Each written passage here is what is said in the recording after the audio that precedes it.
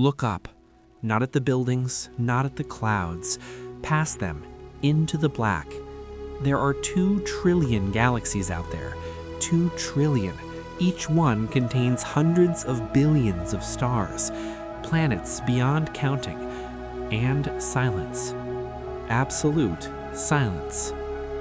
In 1950, physicist Enrico Fermi asked a question that haunts us still.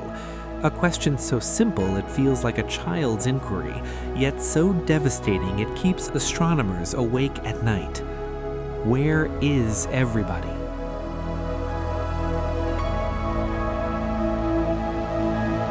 The math says they should be here. The silence says they're not. And that contradiction is the most terrifying reality we have ever faced. Because it means something is stopping them. Something stops everyone. And we don't know if we've already passed it or if it's waiting. Welcome to the Great Filter. The Drake equation looks innocent enough.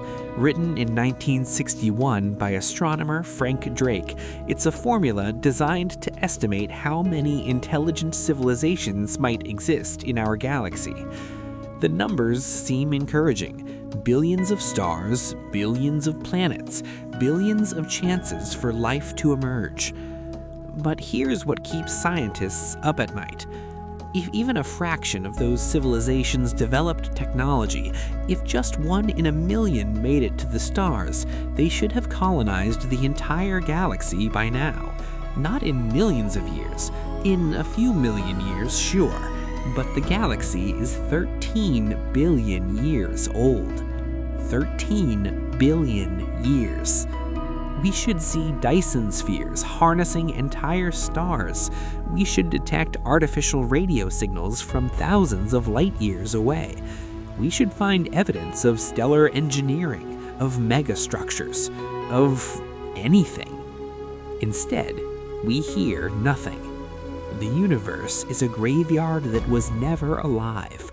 Or worse, it's a graveyard where everyone died. In 1996, economist Robin Hanson formalized this terror into a concept he called the Great Filter. His argument was elegant and brutal. Somewhere between dead chemistry and galaxy-spanning civilization, there is a bottleneck, a wall, a filter so powerful, so lethal that it stops nearly everyone who reaches it. The question isn't whether the filter exists. The math demands it. The question is, where? And that answer determines whether humanity is the universe's greatest success story or its next victim. Robin Hanson broke down the journey from stardust to starfaring civilization into 9 discrete steps, 9 hurdles that life must clear to reach the cosmos. First, the right star system. Second, reproductive molecules emerge. Third, simple life, prokaryotes. Fourth, complex cells, eukaryotes. Fifth, sexual reproduction. Sixth, multicellular life. Seventh, intelligence. Eighth, technology capable of colonization. And ninth, the final leap to interstellar expansion. Now, here's the crucial insight. The filter could be behind us. Maybe step 1 is nearly impossible.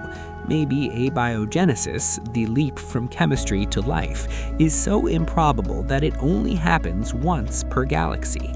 If that's true, we're not just lucky, we're miraculous, the cosmic exception that proved the rule. Or maybe the filter is step 4. The jump from simple to complex cells took 2 billion years on Earth. 2 billion years of single-celled organisms ruling the planet before one fluke event created the eukaryote. If that's the filter, then the universe might be teeming with bacteria and nothing else. No fish, no birds, no minds to wonder why they're alone.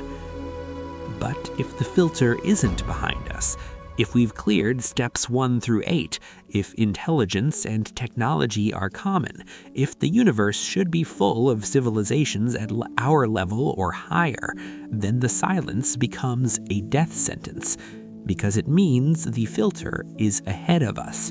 It means step 9 is where civilizations go to die.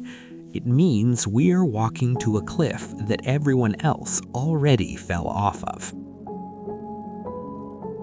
Let's talk about the dead.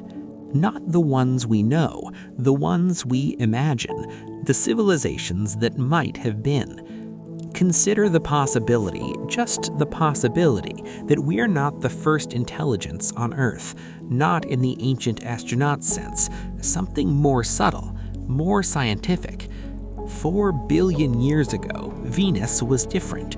The sun was dimmer. Venus had liquid water. It had oceans. It had time, perhaps 2 billion years of stable conditions, long enough for life to emerge, long enough for intelligence to evolve, long enough for a civilization to rise up, look up at the stars, and wonder why they were alone. And then the greenhouse effect took hold. Runaway warming, the oceans boiled, the surface became hot enough to melt lead. If there was a Venusian civilization, if they built cities, wrote poetry, reached for the heavens, all evidence is gone, baked away, erased by time and temperature. We look at Venus and see hell, but we might be looking at a tomb. Or consider a different scenario. A civilization that solved their energy needs perfectly. They built a utopia, zero pollution, sustainable cities, population control. They were so responsible, so careful, that they never developed the aggressive expansion necessary to reach the stars. They lived in peace until their star's natural life cycle ended, or until a gamma ray burst sterilized their world, or until their geological activity shifted and their atmosphere collapsed.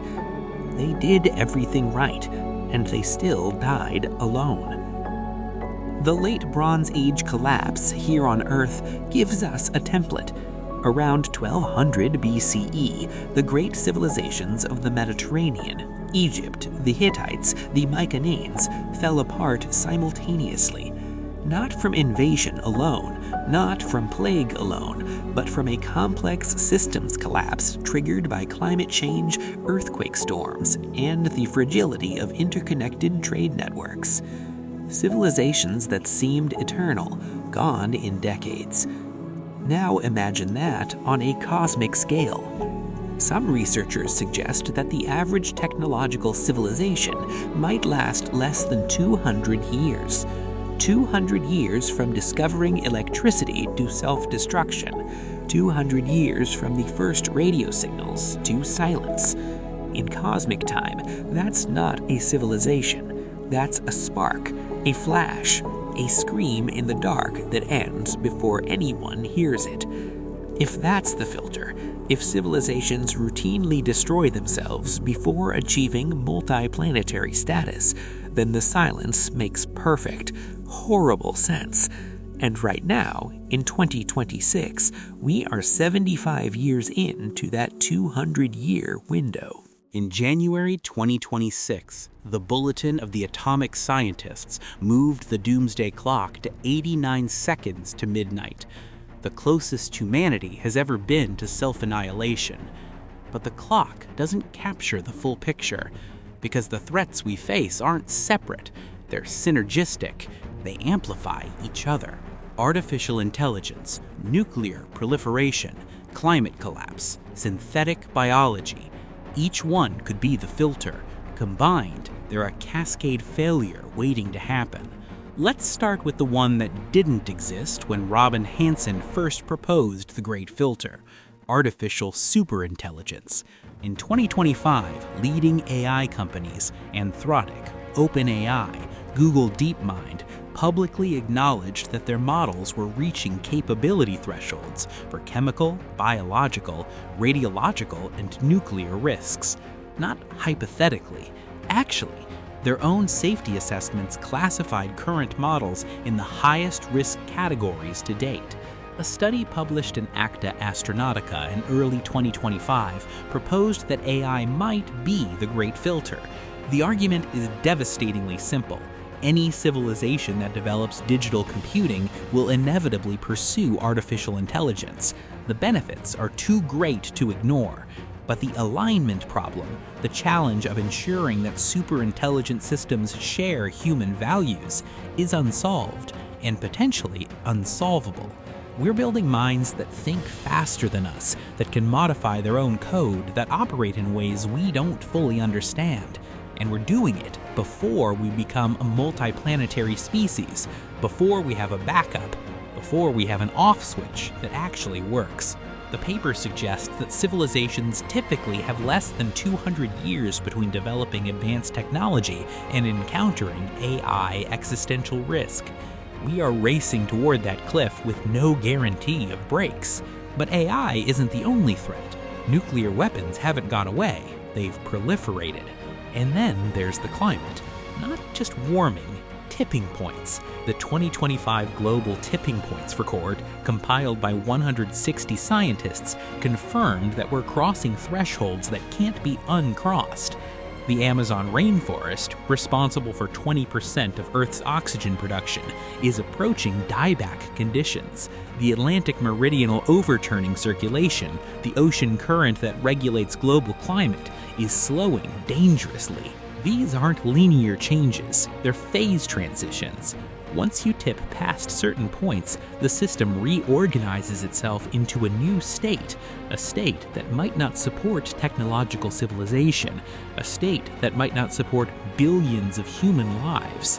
The research shows 4 possible trajectories for civilizations facing climate change: die-off, population peaks, then crashes to a fraction; sustainability, recognition and transition in time; collapse without resource change; business as usual until catastrophic failure; and the most terrifying, collapse with resource change, where you recognize the danger, you make the switch, you do everything right, but you waited too long. The system had already passed the point of no return. Your civilization collapses anyway. The Easter Island narrative, the one we teach children about ecological collapse, turns out to be wrong in the specifics. Recent genetic and archaeological evidence shows the Rapa Nui people didn't commit ecocide. They adapted, they innovated, they found ways to sustain themselves on a resource-limited island. But that should terrify us more, not less, because it means even successful adaptation might not be enough if the environmental changes are severe enough. It means the filter might not be about wisdom or stupidity. It might just be about timing, about luck, about whether your star behaves, whether your planet's geology cooperates, whether your technological adolescence coincides with your climate stability. And right now, our timing looks questionable. Nick Bostrom, philosopher at Oxford, said something that echoes through every discussion of the Great Filter. He said, "No news is good news." What he meant was this: if we found simple life on Mars, that would be terrible news. It would mean abiogenesis is easy. It would push the filter forward toward intelligence or technology. If we found complex life, fossils of multicellular organisms, that would be worse. It would mean the filter is ahead of us, in the future, waiting.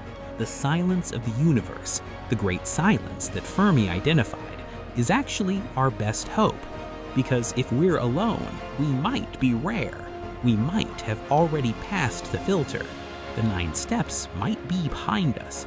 The hard part, the impossibly unlikely chain of events that created us, might be complete. But that hope comes with crushing responsibility. If we are rare, if we are the cosmic exception, then we are the only chance for the universe to know itself. The only minds in 2 trillion galaxies capable of asking why. The only consciousness that can look at the stars and feel wonder. And we are playing dice with that gift. We are running uncontrolled experiments with artificial minds we don't understand.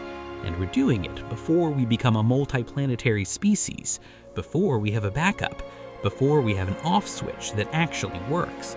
The Great Filter isn't really about aliens, it's about us. It's about whether intelligent life is fundamentally self-terminating, whether consciousness carries the seeds of its own destruction. Every species that looked up at the stars had to answer that question. Most seem to have answered it wrong. We are still here, still asking, still capable of choosing. For now. The universe is waiting to see what we do with our 200 years. It's been waiting for 13 billion years. Don't make it wait longer.